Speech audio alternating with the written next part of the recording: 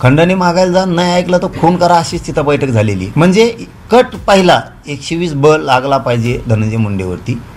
पहिला कट खुनाचा तिथून रचला गेलेला आहे, हे सिद्ध आहे. संतोष देशमुख हत्या प्रकरणात धनंजय मुंडे सह आरोपी. धनंजय मुंडेंना सह आरोपी करून त्यांना आतमध्ये टाका. पहिला कट धनंजय मुंडेंसोबत रचला गेला. 120 ब त्यांच्यावर लागला पाहिजे आणि सह आरोपी त्यांना केलं पाहिजे, अशा पद्धतीचे गंभीर आरोप सध्या होताना पाहायला मिळत आहेत. नमस्कार मंडळी, स्वागत आहे आपलं ट्रेंड मराठी या लोकप्रिय चॅनलमध्ये. खरं तर संतोष देशमुख हत्या प्रकरणामधून धनंजय मुंडे प्रचंड अडचणीत आल्याचं पाहायला मिळतं आहे. वारंवार त्यांच्यावरती आरोप होत आहेत. एवढंच नाही तर त्यांचा राईट हँड मानला जाणारा किंवा प्रतिपालकमंत्री हा दर्जा बीड जिल्ह्यामध्ये ज्याला होता तो वाल्मिक कराड सध्या जेलमध्ये आहे. संतोष देशमुख हत्या प्रकरणामधला तो मास्टरमाइंड असल्याचं सुद्धा बोललं जाते. तशा पद्धतीचे काही पुरावे सुद्धा CID, SIT आणि पोलिसांच्या हाती लागल्याचं पाहायला मिळतं आहे. मात्र या सगळ्या प्रकरणामध्ये धनंजय मुंडे सह आरोपी आहेत का? त्यांना धनंजय मुंडेंना सह आरोपी करणं योग्य आहे का? आणि त्याचं ते मुख्य कार्यालय, तिथून सगळा कारभार चालवत होता. बैठक झालेली आणि त्याचं ते मुख्य कार्यालय, खंडणी मागायला जा, नाही ऐकलं तर खून करा, अशीच तिथं बैठक झालेली. आणि त्याचं ते मुख्य कार्यालय, तिथून सगळा कारभार चालवत होता.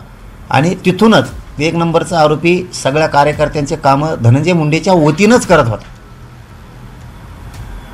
दुसरी बैठक त्यांची कोणत्या तरी हॉटेलवर झाली आणि नंतर खून झाला. म्हणजे कट पहिला 120 ब लागला पाहिजे धनंजय मुंडेवरती. पहिला कट खुनाचा तिथून रचला गेलेला आहे, हे सिद्ध आहे. आणि याच्याही पुढचं सांगायचं ठरलं तर तपास यंत्रणेजवळ पुरावे आहेत, पूर्ण पुरावे. फक्त सिग्नल फडणवीस साहेबांकडून मिळत नाही. त्यांनी तिथं फुलस्टॉप लावायचं सांगितलं आहे, थांबायचं सांगितलं.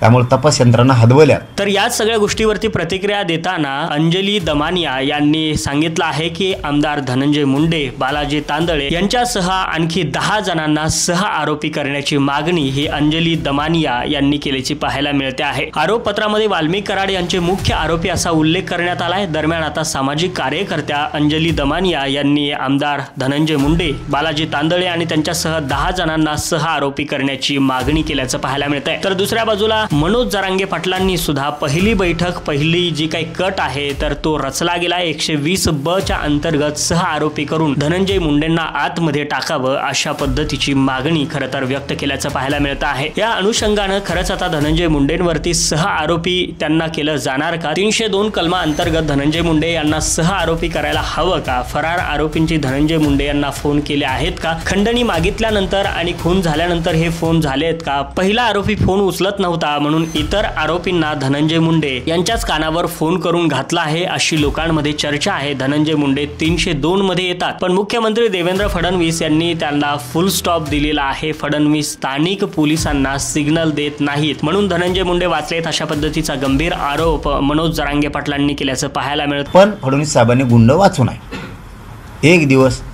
तुमच्या जिल्ह्यातल्या पक्षातल्या जिल्ह्यातला जो पक्ष आहे त्या आमदाराच्या पुढे सुद्धा धनंजय मुंडे संकट म्हणून असेल आणि राज्यात तुमच्या पुढे सुद्धा धनंजय मुंडे संकट म्हणून असेल, हे लक्षात ठेवा. धनंजय मुंडे विषारी साप आहे. हा साप तुमच्या समोर पुन्हा उभा राहणार आहे. त्यावेळी तुम्हाला पश्चातापाचा हात कपाळावर मारावा लागणार आहे, असंही मनोज जरांगे पाटलांनी बोलताना सांगितलं आहे. मात्र धनंजय मुंडेंना सह आरोपी केलं जाणार का? 302 कलमा अंतर्गत त्यांना सह आरोपी करून आतमध्ये टाकलं जाणार का? वेळोवेळी ज्या घडामोडी घडतील त्या अपडेट तुमच्यापर्यंत पोहोचवण्याचं काम आम्ही करू. मंडळी, त्यासाठी आपल्या ट्रेंड मराठी या लोकप्रिय चॅनलला सबस्क्राईब करून ठेवा.